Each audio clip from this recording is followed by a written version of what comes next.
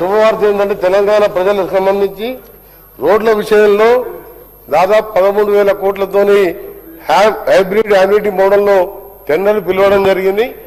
Total 34 packages లో 24 package టెండర్లు కూడా ఓపెన్ చేసి టెక్నికల్ ప్రాసెస్ నడుస్తున్నది.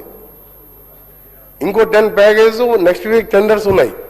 దీంతో దాదాపు 6,000 పైన కిలోమీటర్స్ ని ఉన్న రోడ్లను సెంటరింగ్ చేయడం, కొన్ని డబల్ రోడ్లుగా చేయడం, కొన్ని 4 లేన్గా చేయడంతో రాష్ట్ర రోడ్లన్నీ కూడా ఒక ఎక్కడ లేని విధంగా, ఏ స్టేట్ లో లేని విధంగా ఇవాళ రోడ్లను అభివృద్ధి చేసే కార్యక్రమం తీసుకున్నాం.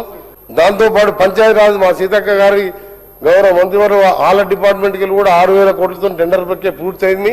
అంటే 20,000 కోట్లతోని ఈ 2 years లో టార్గెట్ పెట్టుకున్నాం. ప్రతి రోడ్ ఎక్కడ కూడా మట్టి రోడ్ ఉండకూడదు. Village to mandal, mandal to district head quarter అన్ని బీటీ రోడ్స్ ఉండాలనే ఇవాళ అన్ని కూడా చాలా టైం పట్టింది. ఎందుకంటే ఆర్బీఐ పర్మిషన్స్ కానీ, మా కన్సల్టెన్స్ కానీ, డిజైన్స్ కానీ, బ్రిడ్జెస్ కానీ ఇవన్నీ కొంచెం ఆలస్యమైంది. ఆలస్యమైన ఏప్రిల్ ఎండింగ్ లోపల ఇవన్నీ కూడా గ్రౌండ్ చేస్తున్నాం.